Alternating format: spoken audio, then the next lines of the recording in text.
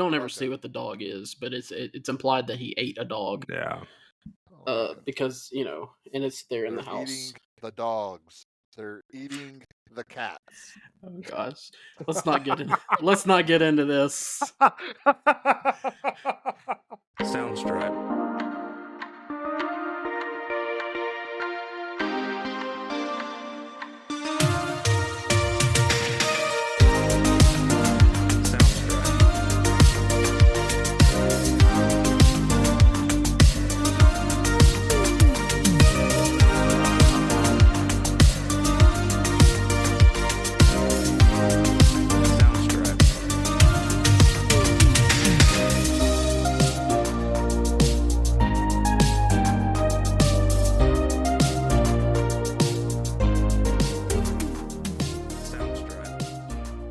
And welcome into another episode of Blockbusters, a classic movie podcast where if you're like us and you miss the days of packed movie theaters and movie stores, and this is the podcast for you. I'm your host, Caleb Suggs. Joining me is one of my co-hosts, Dakota Lowry. One take, Suggs. I'm so proud of you. I'm so proud. And also joining us is Ernie Ferguson. Death has come to your little town, Sheriff. You can either ignore it or help me stop it. That's my Loomis impersonation. This week I didn't even try to find the quote.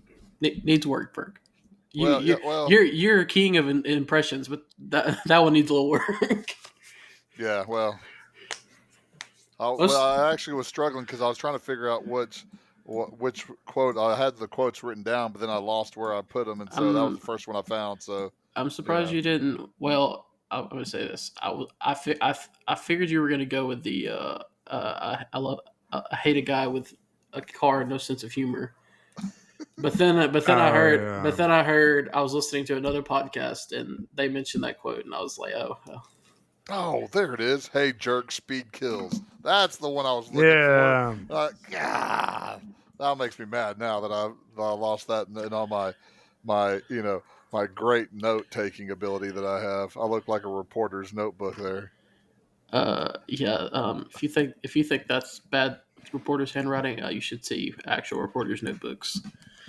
But anyways, I've seen your actual handwriting, much less a reporter. I've seen you interview me, and I'm like, what is that Sanskrit you're writing right there? Yeah, that's not even a language. I have bad handwriting, but I will say that other reporters, I've seen other reporters that are just as bad. I've seen some that are worse, actually. 100%. How bad as the doctors? Yeah, it's pretty much what it is. It's kind of like doctor's handwriting, and you have to. It's like your own little code. You just know it. Yeah, I've taken in my personal life to swapping between writing in all caps and then using lowercase because it makes me stop and think about what I'm writing and the way that I'm writing it, so that it'll actually be legible when I read it.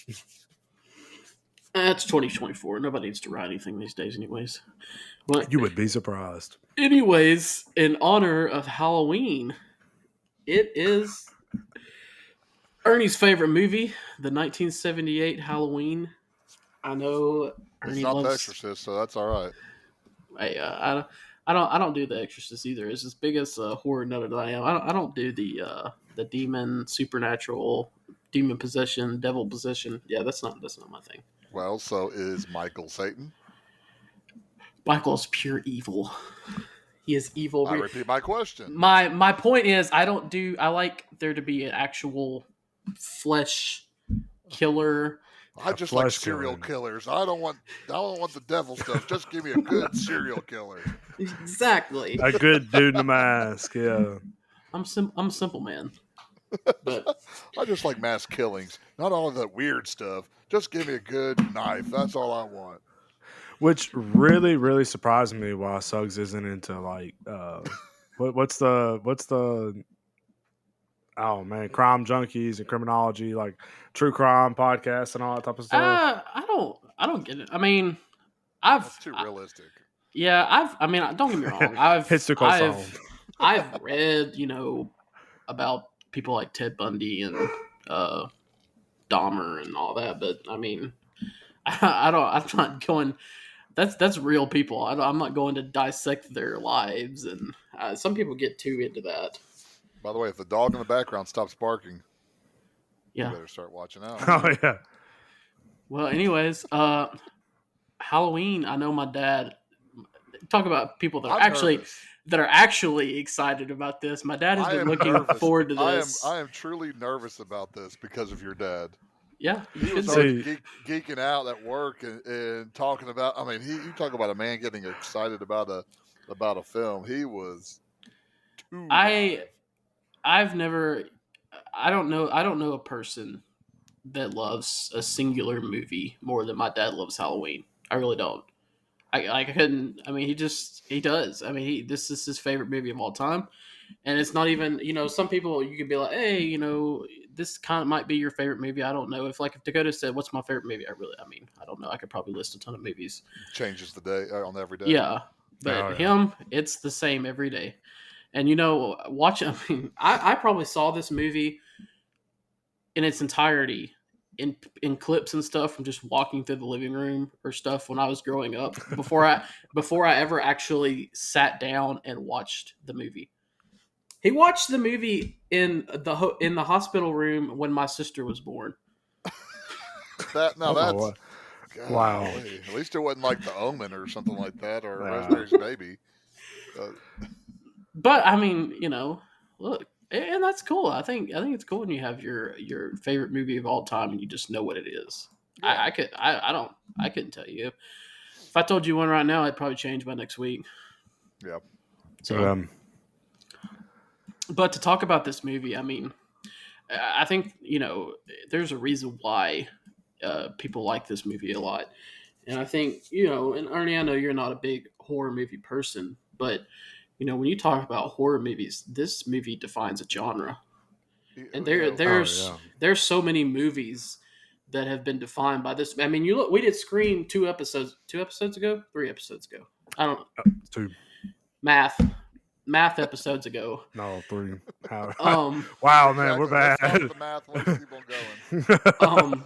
Actually, like a couple episodes ago. And the whole movie is about dissecting horror movies, but really it's about it all comes from Halloween. The 3 rules that he states: you can never have sex. Okay, all the people that die in this movie are either having sex or that's all they're thinking about. You can't drink. They're all substance abusing, drinking, and then you can't say "I'll be back." One of the dudes that gets killed in this movie says "I'll be back." So all 3 of those rules come from this movie.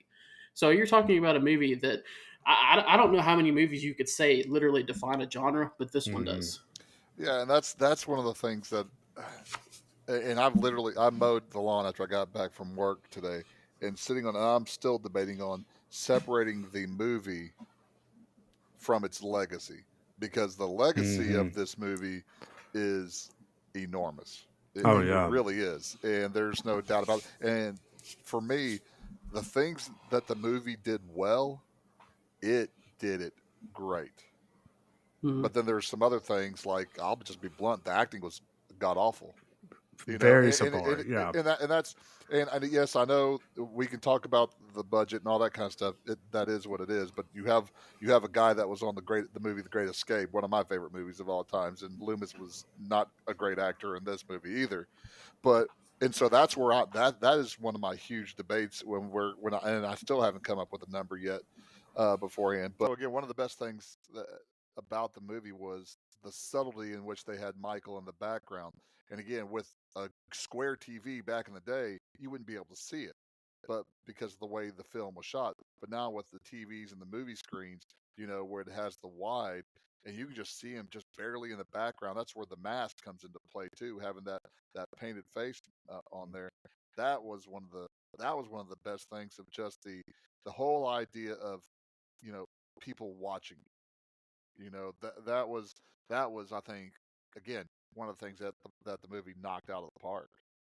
Yeah, I mean, when you look at it, the guy, his name's Irwin something, I don't know, the guy over the studio that produced this, he's kind of had the original idea for it, and his idea was, I don't want blood, I don't want gore, which you don't see a lot of in this movie, hardly any.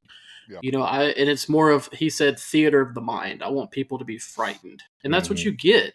And I think, horror movies these days have become, I think what people think they find scary, is not what they really find scary. Like, I mean, I'm not. I mean, blood and stuff and gore and stuff like that, and cool kills. I mean, that's fine and all, but I mean, that's really not what you find scary. What you find scary is situations and things where you just get freaked out of your mind, and you turn off the light to go to bed, and you're like, oh, it's too dark. I got to turn on some kind of light, because I can't see, or you're scared to walk out to your house at night. I mean, the way they did it, just everything about this movie, it haunts you. And then, you look, and I think, growing up, I've grown,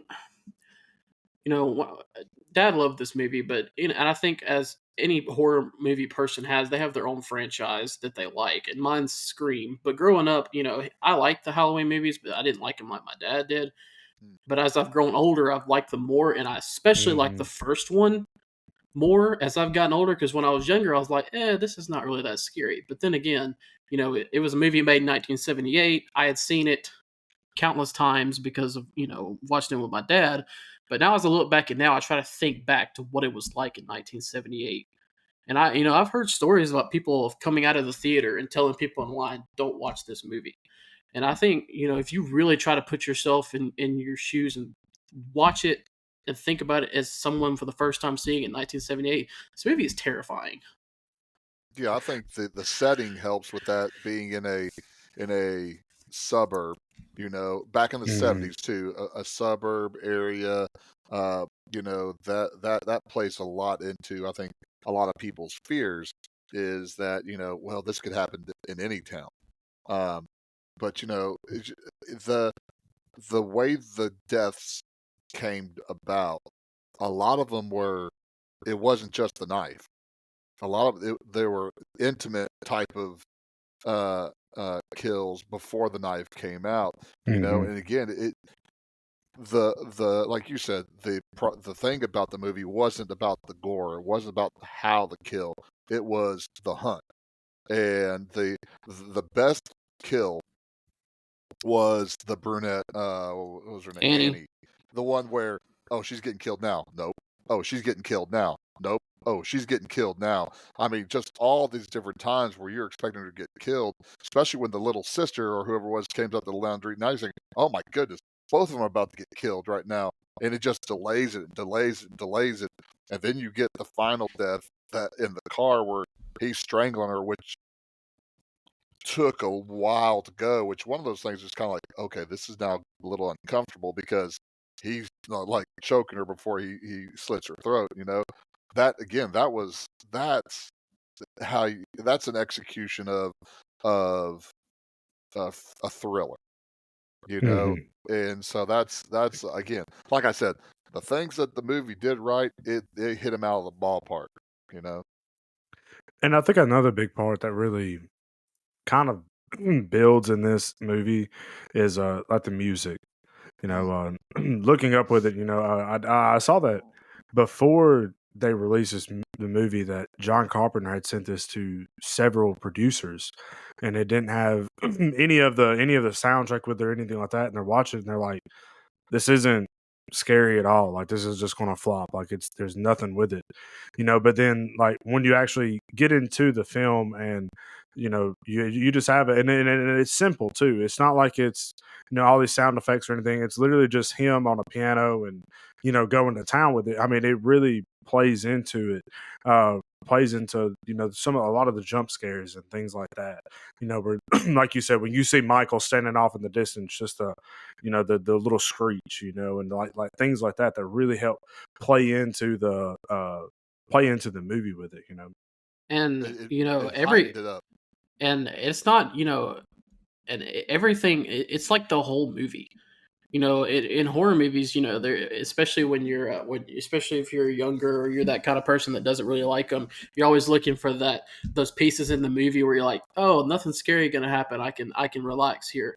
The entire time Laurie's walking down the street going to school, and there's haunting music playing in the background. I mean, it's literally the entire movie. There's never a part where you feel like you can sit and relax. And that, I mean, you talk about being the godfather of horror. I mean, he did this, we're about to get in this, but he did this on a shoestring budget. And I mean, this whole, him and then Deborah Hill, I mean, they did this by themselves. He wrote it, he directed it, she produced it, he did the score, they did it all. Incredible. it was so funny watching the credits because they're like not very long at all because there's like 15 people and they all had like 6 jobs. Credits were so short they put them at the beginning and end of the movie. But hey, and then talk about the guts or the balls, if you want to say, of John Carpenter. You know, when he went to the guy and told him about the movie and was like, "I'm going to direct it." He's like, "Can I have my name?" Like it's because it's technically like John Carpenter's Halloween. That's how it comes up.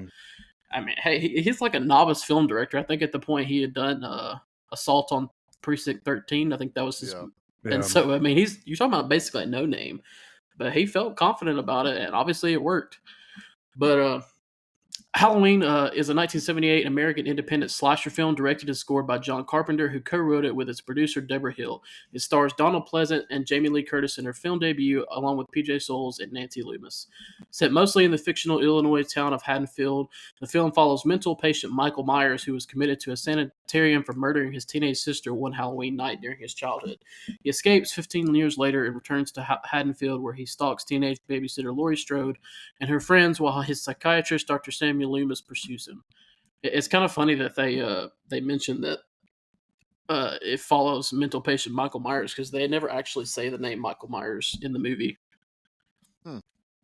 Yeah, they say. They call him Michael, and then you get Michael at the beginning, and the Myers house, and then the Myers house, but you never actually hear like the name Michael Myers. But that just goes. I mean, even in the script, they call him the Shape. It's not Michael Myers. Yeah. They call him the Shape. So it was kind of just what they were creating. You know, Michael Myers is not a person. He's pure evil. And you get that a lot. And we'll talk about this when we get to the movie. But you get that a lot with just kind of like the lore, you know, Tommy with the boogeyman and Dr. Loomis, all the speeches he goes to. It really adds to the movie. He gives a lot of speeches. He gives a ton of them. Hey, man. He did a very good job, but he did a lot of speeches. But yeah, so this movie was released October 25th, 1978. It had only a budget of $300,000 and it grossed $70 million. So, but then it was re-released in 1979. Then it was re-released again in 1980 before Halloween 2. I mean, you're talking about a long run for an independent film. That's crazy. But again, that just shows you that this followed like The Omen and The Exorcist. And I can't remember, there was another one too where people wanted horror films. They wanted it, you know, because like I said, like The Omen was, you know, that was big. People started going into it. So Carpenter was able to tie into that. And again, not give the gore probably because budget wise, you know, and because cornstarch or whatever, not cornstarch, but corn syrup is probably really expensive at that time. But, you know, he uses the suspense. He used, like we said earlier, the music. The music helps build the suspense too, and just the sense of dread. Again, both times whenever like Tommy and then the other little girl are close by when Michael's around, you're just kind of saying, no, there's no way he's going to kill off little kids. And I mean, actually, it's not really because of the budget why they went. I mean, that was their whole goal going in, that they didn't want to do blood and gore. They wanted this to be, you know, they thought that they could make a terrifying movie without that, and they succeeded. And then you talk about, was the cameras. That's what I was about to say. Yeah. And but then you talk about one movie creating a franchise that you, I mean, Ernie, you said this is the first time you've ever actually watched this movie, but you know who Michael Myers is. Everybody knows who Michael Myers is. And you talk that iconic mask, it's literally, they sent the art director out to a Halloween store. They bought 2 masks, and one of them was a William Shatner Captain Kirk mask, and that's Michael Myers mask. They literally just widen the eye hole, spray painted it white, and there you go. And you got that other mask. You know what the other mask was? It's a clown mask. It has a name. I can't remember. The clown mask that little Michael. Yes, wore. Yeah. Well, because that's the budget they're on. They can't waste that. Way we bought that. We can use this. Yeah. I mean, they spent $2 total on those. And they, you know, the movie was made in the spring. They had in California. They had a hard time finding pumpkins, so they just took these. I forget what they were called, some kind of gourd things, and they just spray painted them orange. They had 3 They had 3 pumpkins for this movie. There's one that Laurie's carrying in the house. There's one in the bedroom where Totally Girl gets killed, And then there's the why one. That's And why then is there. there a jack-o'-lantern when you're about to? Yeah, and then there's the one that Tommy's carrying that he falls on and squishes. So there's your 3 pumpkins in the movie. The rest were the leaves were painted and recycled. Yes. Also. Yeah, I mean that's Hey, out of do what you gotta do. we've done some movies where they've turned some small budgets into some bit, but nothing like this. And like you said, they spent majority of the camera that you the can top like. style. Yeah, I don't remember what it was. It's some kind of it's a camera. I forget what it's called, but it was at the time it hadn't been used much in filmmaking, but it's not panoramic, but it gives that wide view. Well, it's where you can walk with it, and that's how they were able to do the scene at the beginning. But but I think also like you talk about this kind of building a following. When I was looking into things, man, there was there's like a whole cycle of people who like break down the psychology of Michael Myers. Oh yes, and like talk about like how he likes to toy with people, and like how he in this movie he wanted to be an outsider, like he was an outsider and knew he was an outsider, and that's why he stalks and watches people. And I'm like, dude, this is, on one hand, like I get it, but this is a movie. Like you're gonna get that with, you're gonna get it with anything. But horror movies have more of a cult following than any other genre movie. And like I said, everybody has their own franchise. I like Scream. My dad likes Halloween. One of my best friend's wives, she loves the Chucky movies. I mean, everybody has their thing, but in my opinion, it all stems from Halloween. Yeah. You can see the influence in almost everything that is horror related. Again, the use of music, I like the subtle jump scares for Michael Myers. And then you have the promiscuous people dying, and the final boss girl who didn't get it on. Being kind of the end being for Michael. The also make sure don't drop a weapon next to the bad guy when he's down because you think he's dead because you know he's gonna pop right back up. Yeah, I mean, look, and they bring this up in Scream when they're talking about it. You can dissect any horror movie with the stupid decisions, but that's part of it. So you can you scream at the television, no, don't do that. Yeah. Which, if I was ever in this situation, I'd probably do something stupid too. But I was looking for my notes for this movie, and I was looking at them, and it said fourth wall break, and I'm like, fourth wall break, and I realized it was from Ferris Bueller last week. Oh. It's like, when did Michael Myers break the fourth wall? I was about to say, if anybody did it, Loomis would have been the one that did it. He was absolutely. Looking at the crowd, this is pure evil. You need to leave the movie theater. I guess we're going to get into this, but Ernie, you seem to have a problem with Donald Pleasance in this movie, but I mean, he adds so much. I mean, he adds to it. What? But okay, so well, first let's go to the first scene that we have here because it is one of the best, but also extremely stupid too. Well, okay, so we'll start. Well, on the night of Halloween, 1963, in the suburban Illinois town of Haddonfield, 6-year-old Michael Myers brutally stabs his teenage sister Judith to death with a chef's knife. 15 years later, his psychiatrist, Dr. Samuel Loomis, drives with nurse Marion Chambers to the sanitarium where Michael is incarcerated to escort him to a court hearing. After Loomis exits their car to unlock the main gate, Michael jumps on the roof and attacks Marion. She runs from the vehicle, allowing Michael to steal the car and drive away. Okay, stop. Let's just, first off, let's get this out of the way before we talk about absolutely anything else.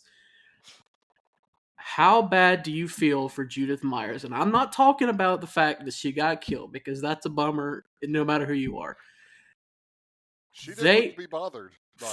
From the time that they say, let's go upstairs, to the time that he comes downstairs and says, I'll call you tomorrow, it is about 90 seconds. It is around. There's a couple of times in here, okay? At the end of the movie, when they get out of the van and go inside, like there's a whole scene. It's about 10 seconds, and you're like, it's all about hit it and quit it for these guys. That's for sure. Literally, every guy in this town. I don't even. No, I get it. Is that enough time to even get your clothes off? Wow. I mean, she was combing her hair I mean, just naked as Jaybird afterwards too. Just that's I'm But just. again, that's you know. There's a So couple. so when we start off this, does nobody know that Michael's outside the house? That's what I mean.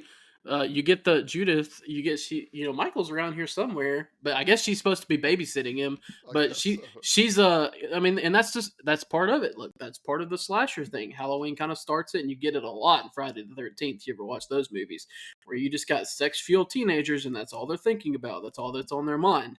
So that's kind of it's kind of a character thing we're starting to get where her brother, she's supposed to be watching her brother, but she's like, well, he's around here somewhere, which I guess this is 1963, but you're still a 6 years old. You should probably be watching him. But hey, he'll be fine. Let's go do our thing that apparently only takes 30 seconds. 45 seconds. Yeah, I mean, he was less than a minute, man. But okay, so you're telling me that yes, Michael has a knife, and yes, you're butt naked, but you can't stop when you turn around and say Michael, and you can't stop a 6-year-old. Yeah. I mean, but I mean, yeah, I mean, look, so you probably that's can. That's one of the questions. But again, what this movie does well, it does awesome. One, the perspective coming from the killer is awesome, especially when he puts on when you see him look down the clown mask and he puts it on. So now you start to get the future Michael looking through the mask, and then the reveal. Yes, the reveal at the end, and it's a 6-year-old boy, and you're like, oh man, I can't imagine. I mean, I kind of knew already, but I can't imagine sitting there in a movie theater going, wait a minute, a 6-year-old did this, a little kid did this. And he must have really messed up. I mentioned this when we did Scream, but I mean that's what horror movies are about. Those reveals. I mean, they pretty much every big one has one, and so being able to bring being able to bring that kind of that definite shock value is important. Yeah. And I think you definitely have to. I mean, horror movies are horror movies. You have to have some semblance of disbelief. Yeah. Because this is a grown teenage woman. She should be able to stop a 6-year-old with a knife. But if she doesn't, we don't get this movie. We don't get this reveal. Yeah. So I mean, you definitely have to have that. But I understand what you're coming from. You would think, but you also have to. Go ahead. To me, it's one of those things where you can build on what they did a lot of later on in the movie, where he's sneaking up and nobody sees him, type of thing. Yeah. Instead of just her turning around again. It's a late 70s movie, gratuitous nudity, just go, Michael, and stuff like that. The thing that would have built him up even more because of the later movies is that just coming out of the dark or coming out, just kind of sneaking up, just kind of being there. Remind me to send you the video. I have to find it, but you would love it, Ferg. It's Michael Myers. How Michael Myers moves when you're not watching him. Yes. Oh, stealthy and quick whenever you're not watching him, but whenever he's chasing you, it's like a sloth. But you also have to think about kind of in this sentence, like in this whole scene right here, you're kind of establishing, not only are you scaring like the teenagers and the young people who are going to come watching this, but you've got to be scaring the adults in this too. And if you really, stop and think about this. No, I know. I'm laughing because you're right. I'm just thinking about 1978. You're a parent. You go watch this movie, then you go home to your 6-year-old kid. You're like, yeah. Kids like, can we cuddle? Can go to sleep? No, go to your room. And I'm gonna put a deadbolt on it. I'll let you out when I feel like it. But then I also think about what these parents have gone through. Like. They have 2 kids. They have a teenage daughter and a 6-year-old boy. All of a sudden, they come home and one of them's murdered the other one and is now locked up in a psychiatric ward for the rest of his life. They've kind of lost everything. And I think that kind of brings the parents, which you don't really ever see. This is the only time you ever see parents in this movie, I think. Yeah. You know, and so like leaving. There's another one that's leaving one of the girls in the middle of the movie. But yeah, here you have the parents coming back, which well, that's not the same. It's not the same. no, it's two different. Parents, it's two different parents. Yeah, but again, that's not. Again, I grew up in the '80s. My parents weren't like this, but I knew a lot of parents that would just leave their kids. We're going out, just leave them at the house. mm-hmm. And I can only imagine it was even worse in the '70s. Bunch of hippies. And then we transitioned 15 years later where you get into the car and then you get Sam Loomis coming in. This is where he's already, I mean, Sam Loomis or Donald Pleasance's role in this movie is to build the lore of Michael Myers. And it starts, we start with when the nurse is like, you keep referring to it, can we refer to it as him, and there we go. Mm-hmm. And so but I loved so they get in the car and they see the people out. So Loomis gets out, and then you get the I love Michael Myers jumping on the car, and it has like sound like it's the $6 Million Man or something like. And then you clearly hear somebody jump on the car, and the nurse is like, "Well, let me roll the window down." But did you guys? I'm curious. Did you guys notice when he smashes the window? Did you notice the wrench in his hand? I know who your dad is, because your dad said this exact same thing. I said, no, I didn't notice it, but I sure didn't see it at all. Yeah, he said. So when they were filming, they couldn't they had to break the window, so they taped the wrench. So it's easier now to see. Back in the day, like on VHS, on like little small TVs, it wasn't easy to see, but it's easier now if you pay attention on especially if you have a 75-inch TV like me and you, Dakota. It's easier to see now, but when he pushes his hand down, he's got a wrench in the palm. But I was just curious if y'all noticed that. No, I didn't. But why is he going to see the judge? Because look at that. From Loomis, he's pure evil. So this is his doctor, correct? And that's what Loomis is. Yeah. And he has not said anything.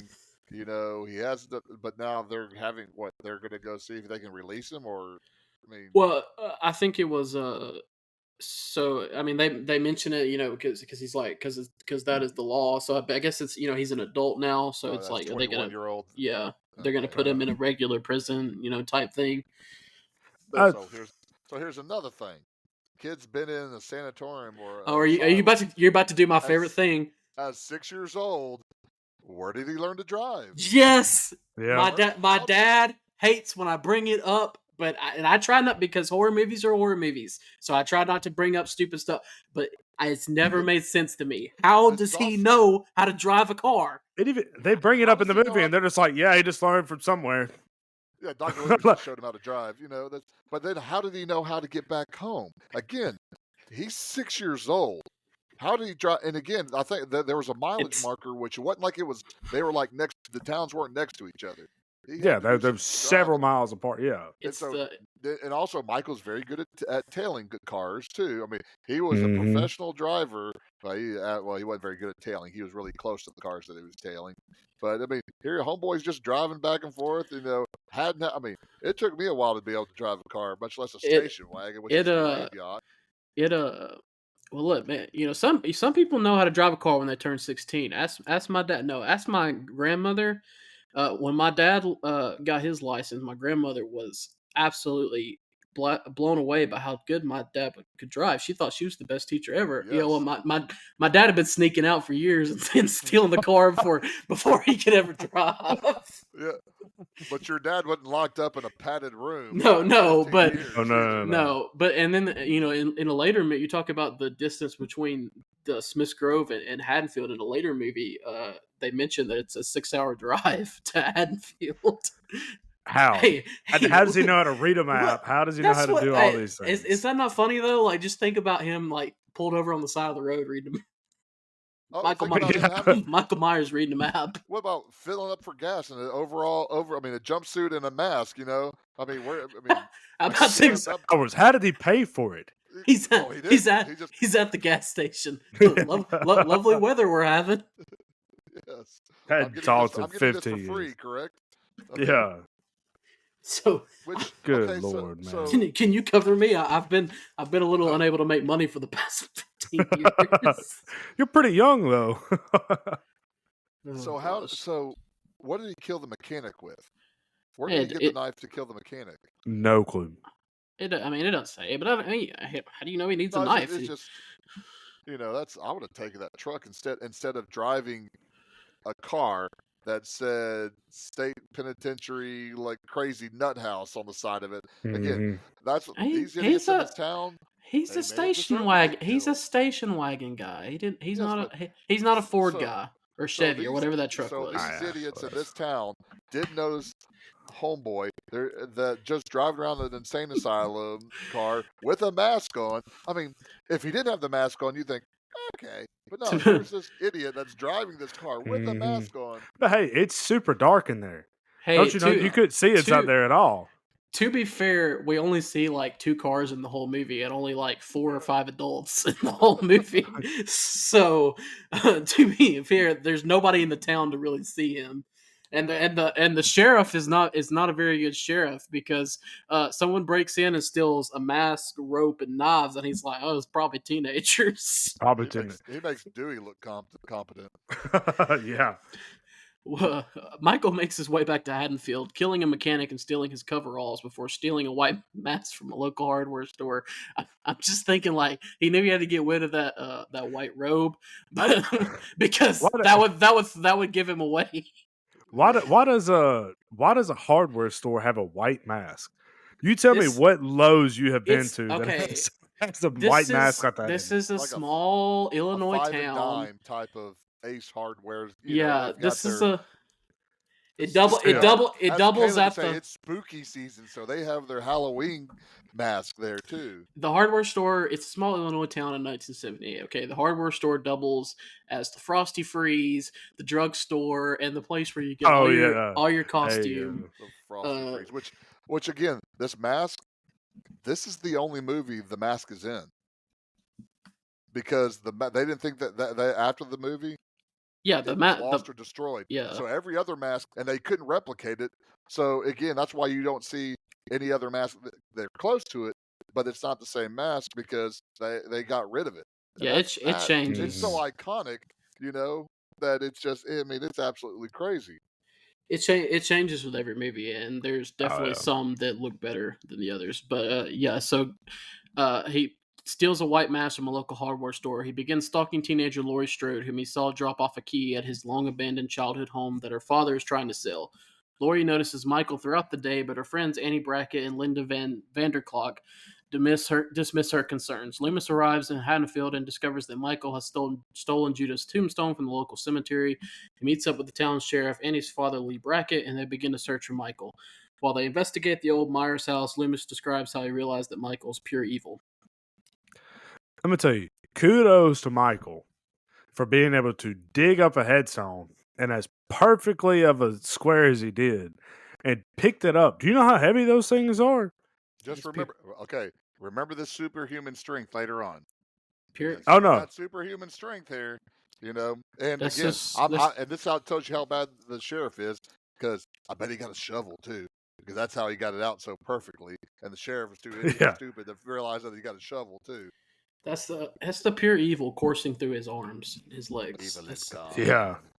That's what that is. The whole entire this is the part of the movie that I didn't particularly care for of just Michael just looming about like the school and just that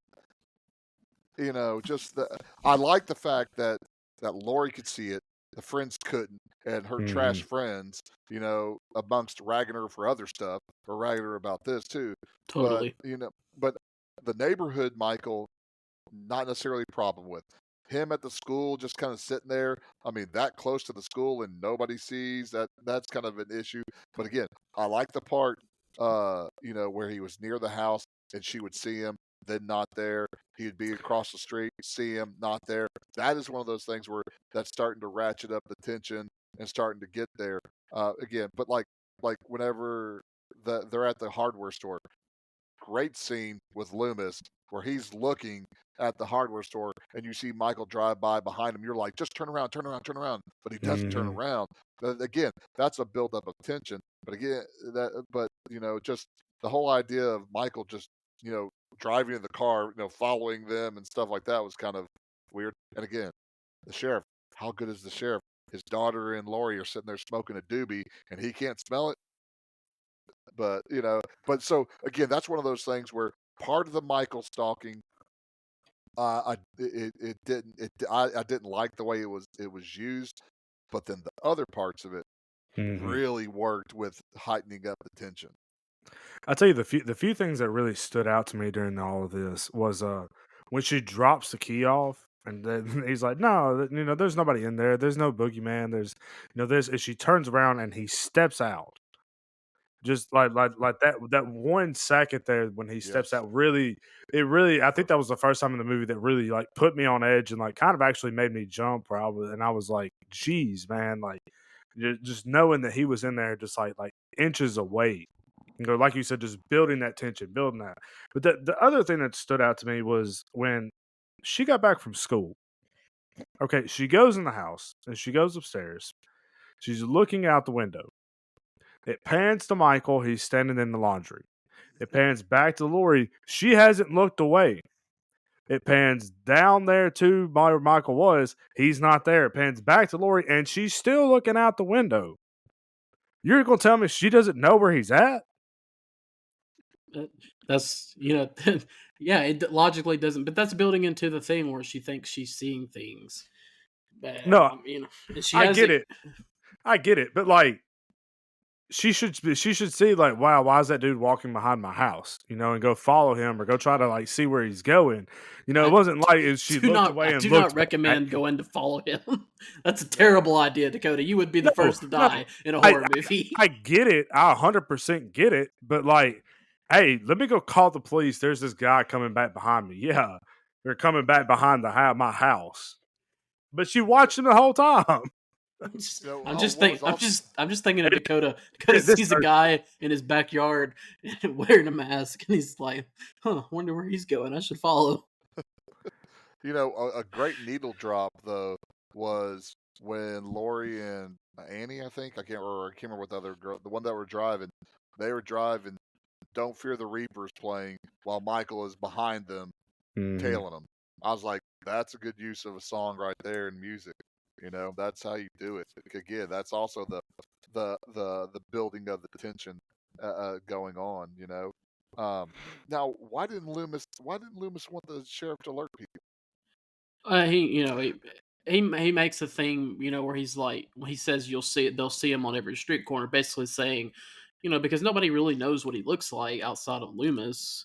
So people are going to be like, oh, I saw Michael Myers here, and then they would be chasing wild goose chases. I forgot he hadn't seen him in the mask and the jumpsuit to where you could say, hey, he's in the mask and the jumpsuit. So that makes sense. I'll scratch that off. The house scene is, out of everything that Loomis says or does in this movie, the house scene and the speech he gives there is the most important because it spans the whole franchise. You hear that speech multiple times throughout the franchise. The whole, I spent 15 years, 8 trying to reach him, 7 trying to keep him locked up. Because of what I saw behind his eyes.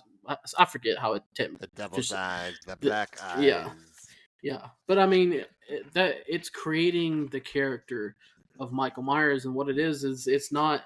He says it multiple times. This isn't a man. It's not a man. It's pure evil.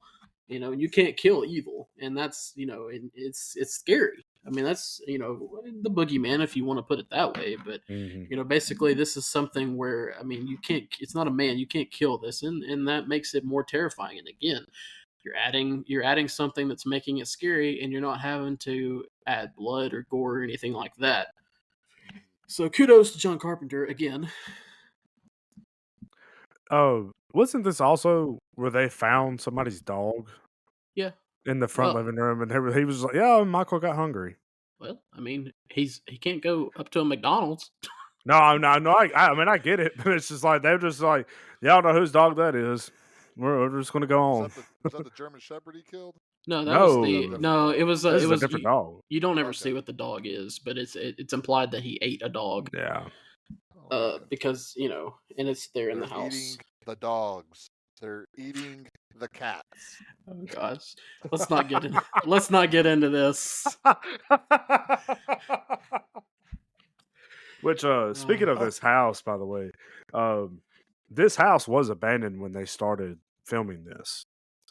So I think it really goes into the resourcefulness of John Carpenter and all of them when they were doing this, of finding a house that was already abandoned, that already had the kind of the that already kind of had like the vibe they were looking for whenever they were wanting to film these scenes and everything. Would you And then classify this as a haunted house? they movie? I mean, no, just because a haunted house movie is normally I don't mean like, but the house is calling him back. That's Yeah. Yeah. and then the final scenes, all the dead bodies were in that house, right? That's where. no. They were in the No, they were in the Okay. house Yeah. that Annie was babysitting. Those were confusing me. Them bouncing around the different Yeah. houses and stuff like that. Yeah. Okay, gotcha. But yeah, I mean, you talk about resourcefulness. They do the house and they film all the scenes where the house is broken down. Then they fix it up and filmed. So the opening scene of the movie was actually the last thing that they filmed. Mm-hmm. But that house is still there today. It's a landmark now. It's kind of like it's got a museum out in the back and stuff like that. I think it was there, and then it was scheduled to be demolished, and then some like historical society or whatever had it moved to another place where now it's preserved. Well, that night, Michael follows Annie and Laurie to their babysitting jobs. Laurie watches Tommy Doyle while Annie stays with Lindsay Wallace across the street. Michael spies on Annie and kills the Wallace family dog. Tommy spots Michael from the windows and thinks he is the boogeyman, but Laurie dismisses him. Annie later takes Lindsay to the Doyle house for the night so she can pick up her boyfriend. Michael hides in her car and strangles her before slitting her throat. Linda and her boyfriend Bob arrive at the Wallace house and find it empty. After having sex, Bob goes downstairs to get a beer from the kitchen where Michael pins him to the wall with a chef's knife. Michael then poses as Bob in a ghost costume and confronts Linda, who teases him to no effect. Annoyed, she calls Laurie to find out what happened to Annie, but Michael strangles her to death. Meanwhile, Loomis discovers the stolen car and searches the streets. So, all right. So this is when things start really ratcheting it up, and of course we get the last 20 minutes of the movie too. We're about it's so about 30 minutes left. Yeah, I think. We're Yeah, about there's so not a lot left I in the movie. looked when he kills Annie, which is the first kill we get after Judith. So we get Judith in the opening scene, and then we don't get a kill again until Annie. So I looked; it was like 54 minutes into the movie when Annie dies. So It's you're an hour and So it's an hour 31. So you're about So I mean, you've got 26 minutes left. Yeah. Yeah, I mean, if you're that kind of horror fan that's looking to watch a movie for just a bunch of meaningless kills, No. This is not the movie for you. No, but I was just saying how quickly all of this took place. Yeah, I mean it's not a long movie. But as we talked about, though, they ratcheted up the tension before the killing spree. Because of course you have to watch out for butter because you might pour it all over your clothes, and you have to take all of your clothes off. And to go wash it, and steal the robe of or steal the shirt of the man of the father of the girl you're babysitting. Yeah, that's not weird. I'm sure the wife would really appreciate that. Yeah. And also, whenever you're taking the little girl across the street to let Laurie watch her, you still don't put any pants on. So you're gonna go pick up your boyfriend and not have any pants on, which I guess just makes it easier. But this is again where we start to see again that Michael slipping in and out of scenes and just kind of seeing him. And again, you're like, okay, it's gonna happen. It's gonna happen. And we should have figured it out whenever whenever Annie goes to the car and the windows are fogged up. Mm-hmm. And the door's unlocked. Yeah. The door was locked. She goes inside to get the keys. She comes back. The door is unlocked. She doesn't notice and just gets in the car. But yeah. And then, like I said, because, I mean, if there was a Friday the 13th scene for her to get killed when she was stuck in the window of the laundry room, which I'm like, oh my goodness. Yeah. That's just dumb. There was a lot of decision making leading up to that point. I was like, you could have just moved the shelf. Could just open the window wider. Exactly. But again, you have that kill. You have Annie's kill, which is strangulation for, like I said, an uncomfortable amount of time. And then slices the throat. It then goes to, was it Bob? Is that what the guy? It's Annie, then Bob, then Linda. Yeah. I mean, because Bob goes down into the wall. Bob deserved to die, by the way. 100%. Being a pedophile. But you talk that comment. I was like, again, this movie's not about the kills, but if there's a kill to highlight, that Bob kill where he pins him and then he kind of tilts his head like he's admiring his work. That tilt the head is. Oh yeah, the tilt of the head's what sells it. I mean, he lifts him up off the ground. So again, superhuman strength, and then has a big enough chef knife to pin him up to the wall. That's that to the pantry, the pantry door. Yeah, that sucker must. That's a heavy duty knife. And again, I don't know why Michael needed to put the ghost costume on. To me, just walk up there and be Michael. See, I get that, but he throughout the whole movie, you've kind of set the precedent though that he likes the cat and mouse, the toying with people, the stalking with people, the hey I'm here, hey I'm not, that whole thing, and then I think that's more of what that was building. It was more of a thing for him where he was just like going up there to toy with her and play with her and like make her think he's somebody else, and then go in for that final kill. By the way, Bob ain't 6'4" like Michael is, so that girl had an awful judge of height too. Yeah. And then you get the Loomis discovers the car, which is well, actually, Loomis first been sitting out there the whole entire time. That guy's an idiot. So it's supposed to be the car was like down the street. It's funny. It's a house down. It in the newest trilogy, Halloween Kills, they do like a flashback scene to this night, and it's kind of like recreating the night. But so in this movie, the car is you're supposed to believe the car is like further down, but in the flashback, it's like basically in front of the house.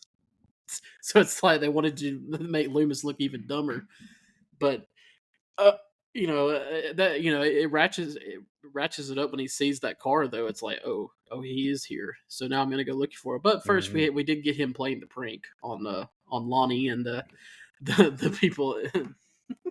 But that again goes back to building the tension with that scene too, because I for sure thought when the sheriff tapped him on the shoulder, I thought it was 100% going to be Michael stabbing him in the back.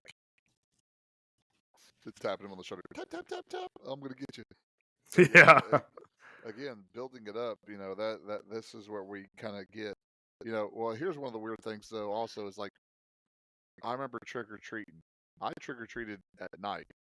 All these people trick-or-treated during the daytime, then all of a sudden they disappeared and were gone at night. Yeah, I don't. Like, where'd they all go?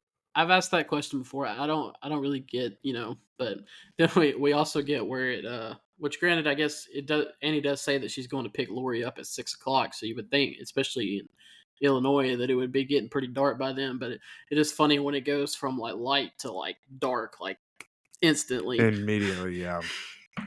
I do think it's funny though whenever he's killing Lori. Not killing Lori. Who was on the phone? Annie. Linda is who he killed. Whoever was on the phone that Lori was listening to, and she's thinking, "Oh, I don't want to hear y'all have sex," while she's actually getting strangled. Yeah. What? Speaking of that, worried by the phone call, Lori goes to the Wallace house and finds her friend's bodies and Judith's tombstone in the upstairs bedroom. She runs to the hallway where Michael slashes her arm, causing her to fall over the banister. Dazed and injured, she manages to escape the house with him in pursuit. She makes it back to the Doyle house, but realizes she has lost the keys to the front door. Tommy lets her in and she orders him and Lindsay to hide. Lori calls for help, only to find the phone is dead. Michael sneaks in through the window and attacks her again, but she stabs him in the neck with the knitting needle. So accuracy in all of the stabs until this one. Hey, she's the She hasn't had sex yet. She hasn't been drinking. She She hasn't didn't meet said, the rules. and she She hasn't. smoked a doobie.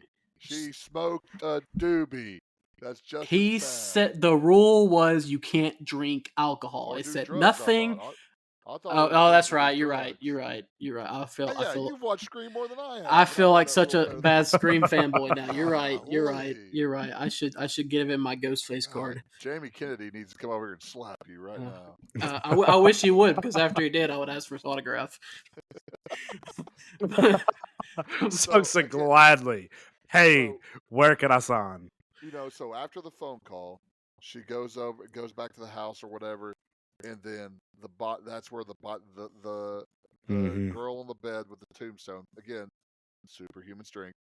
Then Bob dropping down. That was one of the ones where I went, whoa, and then the other girl that was in the pantry or wherever she was, just being surrounded by all the dead bodies, and then having Michael show up in the background. Like you said, I mean, he was batting 1,000. All of a sudden, he became a very horrible stabber. All of a sudden, that shot though, where she's in the hallway and his face emerges. That yes, man, you don't, it don't get better than that. I don't. People talk about jump scares. That is it. Again, the slow. There's something about slow. It doesn't Yes. have to be. If he had jumped out at her, it would never have the same effect.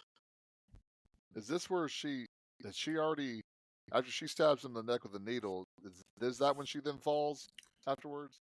No. So she fall when he slices her with the knife on her shoulder. She falls over the banister, and then he chases her. He chases. She chases him. He chases her from that house back to the Doyle house, where she has horrible neighbors that turn the lights off and won't let her in. Yeah, look, dude. I don't know. Maybe I'd be the same way. I'd be like, man, this crazy kids. This ain't my problem.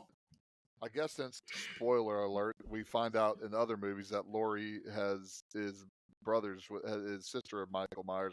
I guess that's part of the Myers blood, that they can fall over stuff and still be alive.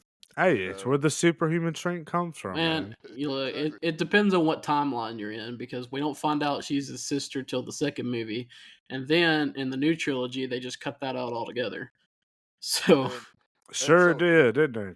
So here's another trope that you get from this movie: as Laurie's running, she trips and falls, and then Michael's letting old people in the mall walk faster than him to go get her. It just. Which I think kind of goes back to that, like the whole. I know him walking slow is a whole thing that people make fun of, but I kind of think it goes back into like the whole, like, why did he walk in there with the sheet on? It's like, I think he's wanting them to run away. He's wanting them to get away from it, like, just for a little bit, so he can chase them, because it continues to build that fear inside of them. And then and also in the filmmaking aspect, I mean, other serial killers run. Jason ran, Freddy Krueger runs, but if Michael Myers ran, it just wouldn't be the same. Yeah, it doesn't get the fee-fi-fo-fum type of mentality that you get with him, because again, stealth is more of his type of thing.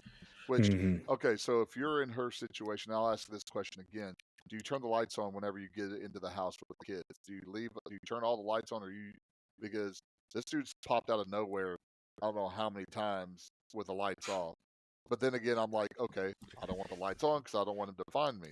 So again, do you turn the lights off or do you turn the lights on? Here's my question, and this is completely unrelated to the movie. How many times, like, if you gotten up, because we've all been there, where we think we hear a noise, so we get up to investigate, and we're pretty scared, and you we flip lights on, like, if there's a serial killer, that's gonna keep me safe. Like, the serial killer's gonna be like, I was gonna kill you, but you flip these lights on, so I ain't gonna get you now. So this is how psychotic that I am. I'm like, I don't want to flip the lights on, because it's like night vision goggles. I don't want to flip the lights on. Oh, now I got to adjust my way of seeing, because who knows where this guy. That guy knows where he is and probably knows where I am. I don't know where he is, so I want to keep him dark. thinking Michael is dead, Laurie staggers upstairs to check on the children, where Michael appears again. While Tommy and Lindsay hide in the bathroom, Laurie hides in the bedroom closet. Laurie stabs Michael in the eye with a coat hanger, then in the chest with his own knife. After she sends Tommy and Lindsay to a neighbor's house to call the police, Michael rises again. Seeing the children running from the house, Loomis goes to investigate and sees Michael strangling Laurie. She breaks free by pulling his mask off, revealing his face. Loomis shoots him 6 times, knocking him off the balcony. When Loomis goes to check on the body, he is unsurprised to see that Michael has vanished. He stares off in the distance as Laurie sobs in terror. And again, so we get back to, Michael Myers is, he's the shape. He's evil. He's the boogeyman. You can't kill evil. And you get that where, she goes up to the kids and she's like, I killed him. And Tommy's like, you can't kill the boogeyman. And on cue, there he is in the background. So. But then again, the whole scene where she goes into the closet and he's breaking in through the lattice and everything, it's one of those tension builders. Kudos to her for being able to stab him in the eye while he's flailing around with a coat hanger. Folding up that and putting it right in the eye. Which, so again, super hold on. Strength. Okay, go ahead. The old Girl Scout comes through again. That's what when she unravels that's the old Girl Scout right there. Mm-hmm. So superhuman strength until he gets to that closet door. And he struggles to. I know we're building tension. Michael should have been able to pull that door off the hinges because it's not. It wasn't it wasn't a big thick door. I mean, he literally sticks his hand through. Dude, just pull the doors off because again, you've lifted you've lifted a teenager off the ground. You pulled up a tombstone. And he's wore out.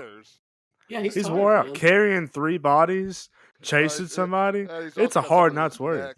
He's thinking, man, I put too much into this. I should have just killed her when I was standing in her backyard earlier today. This would be over by now. Yeah, but then the scene where she's sitting there, the scene where she's sitting there in the door frame, leaned up against it, and you just see him sit up in the background. Yeah, and then also, I've heard people talk about, well, why didn't she just shut up in the closet? I'm sorry. Can you imagine trying to hold in your screams and hold in your keep yourself? That was perfect. That was the best acting that Jamie Lee Curtis had in the movie. Oh, 100%. Yeah. But even still, you're gonna be like, even if she was quiet, okay, do you really think he's not gonna check there? No.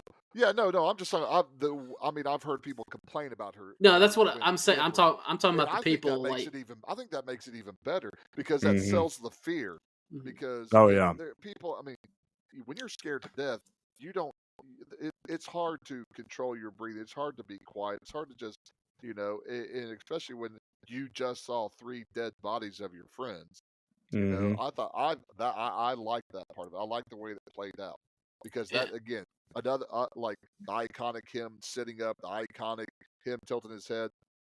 The closet scene is iconic also. And you could have mentioned the scene where he rises up like he's the Undertaker, and maybe that probably actually the Undertaker got it from Michael Myers, but John Carpenter with his music, I mean, it's perfect because it's completely quiet and he sits up, but it doesn't start right when he sits up. It's when he sits up and then he turns his head and he looks at Laurie, and then the music. Right then it kicks in. And speaking of that scene, there was a meme I saw on Facebook. It was that scene, but the joke was when you think you've gotten your kid down to bed for the night and Michael Myers is the kid. I sent that to my grandmother who watches my son during the day, thinking, oh, this is funny. She got so mad at me. She was like, I don't like those scary horror things. How dare you send me that? I'm sorry, Nana. I didn't mean to terrify you with this little 5-second video. But yeah, so I mean that scene